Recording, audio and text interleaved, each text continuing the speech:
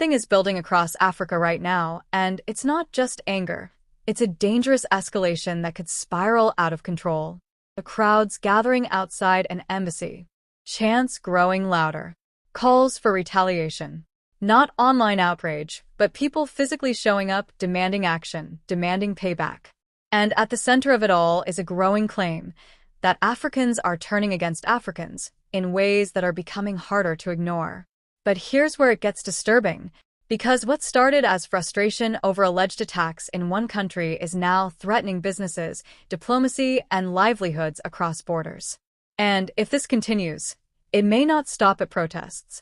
Before we go any further, make sure you like this video and subscribe, because stories like this are evolving fast, and what you're about to hear may change how you see what's really happening on the continent. This situation revolves around rising tensions between Nigerians and South Africans, two of Africa's most influential nations. On one side, Nigerians are accusing South Africa of failing to protect foreign nationals, especially African migrants. On the other side, many South Africans argue that immigration pressures are overwhelming their economy and infrastructure. This isn't new. For years, there have been periodic outbreaks of violence in South Africa targeting foreign nationals, particularly from other African countries. These incidents are often described as xenophobic attacks, where locals blame immigrants for crime, unemployment, and economic hardship. But for Nigerians, this isn't just politics. It's personal. Reports, some confirmed, others disputed, have circulated about Nigerians being attacked, businesses looted, and properties destroyed. These stories spread quickly online, fueling outrage and creating a sense that African unity is breaking down. Now, according to the claims in your story, that anger has reached a boiling point in Nigeria. What happened next raised serious questions. Crowds reportedly gathered outside the South African embassy in Abuja. Protesters allegedly demanded that South Africans leave Nigeria, using the phrase tit for tat. That's not just rhetoric. That's retaliation. And it didn't stop there. There were calls, loud and coordinated, for a boycott of major South African businesses operating in Nigeria. Names like telecom companies, banks, retail chains, and hotels were mentioned. These aren't small businesses. They employ thousands of people and generate massive economic activity. But here's the part few people are talking about. If these businesses are targeted or forced to shut down, who really suffers? Because while the anger is directed at South Africa, many of the employees working for these companies are Nigerian citizens. Shutting them down doesn't just hurt foreign investors. It affects local families, workers, and entire communities. Now, let's break this down step by step. Tensions between Nigerians and South Africans have been simmering for over a decade.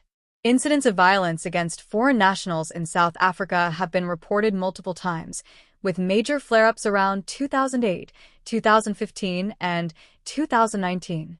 Each time, the pattern looks similar. Violence erupts. Foreign-owned shops are looted. Lives are disrupted. Governments issue statements. Diplomatic tensions rise. And then things calm down until the next wave. But this time feels different, because of how fast information spreads today. Videos, photos, and emotional testimonies circulate within minutes. Whether verified or not, they shape public perception almost instantly. And perception, in situations like this, can be more powerful than facts. Now, back to the current situation. After reports of alleged mistreatment of Nigerians in South Africa began circulating again, social media in Nigeria started heating up. Influencers, activists, and ordinary citizens began calling for action. Some demanded government intervention. Others called for economic retaliation. And then came the protest. Crowds reportedly moved toward the South African embassy in Abuja. The message was clear. If Nigerians are not safe in South Africa, then South Africans should not feel comfortable in Nigeria. We feel like, excuse me, wait, hold on. Officer, just hold on. What I'm saying is simple. Nigerians are here in your commission, and you show more disrespect to Nigerian people. This is Nigerians outside. We have had your petition, and we have noted what you have said. We thank you. But here's where things get even more complicated. There has been no fully verified, official confirmation of all the claims being circulated. Some reports remain unverified. Some videos lack context. And in situations like this, misinformation can escalate tensions faster than reality. So the question becomes, are people reacting to confirmed facts or to viral narratives? Because that difference matters. Because that difference matters. Now, let's talk about the economic angle. South African companies have a significant presence across Africa, including Nigeria. These businesses provide jobs, services, and infrastructure. Telecom networks, financial services, retail outlets. These are part of daily life for millions. Calls to boycott or shut them down may sound like a strong response, but they come with consequences. Mass layoffs, disrupted services, investor panic, and a potential ripple effect across regional economies. But what happened next raised even more concerns. Some voices began framing this as a broader African conflict, suggesting that one country needs the other more. That kind of narrative can deepen divisions and turn economic disagreements into identity-based conflicts. And history shows where that can lead. Now, let's look at the political side. So far, there has been limited official response from top government leadership in both countries, at least in the context described in your text. And that silence, or perceived silence, can be interpreted in different ways. Some see it as caution. Others see it as inaction. But in high-tension situations, silence can sometimes make things worse. Because people start filling the gaps with assumptions. And assumptions, when mixed with anger, can be dangerous. This is the part few people are talking about. The role of leadership in calming or inflaming public sentiment. Strong, clear communication can de-escalate tensions. But delayed or unclear messaging can allow rumors to take control. Now, let's talk about public reaction.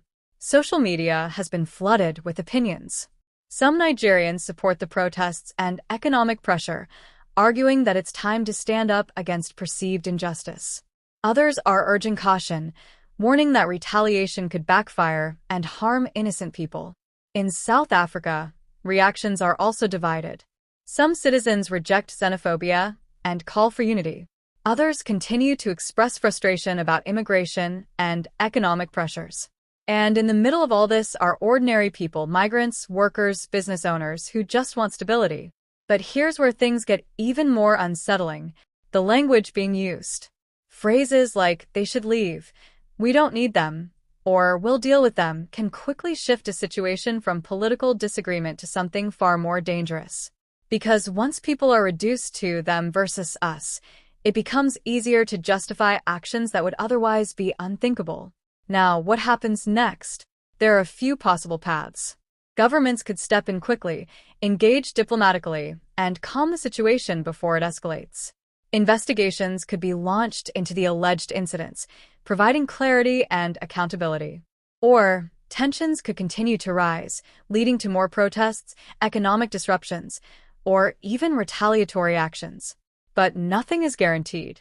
And that uncertainty is what makes this situation so volatile. Because once public anger reaches a certain level, it becomes harder to control.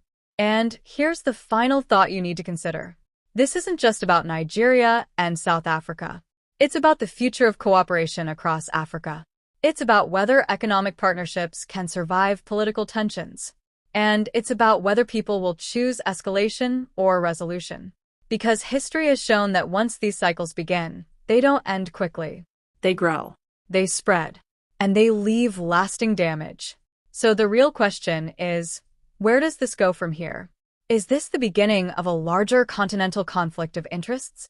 Or is it a moment that leaders will step in and defuse before it spirals? Let me know what you think in the comments.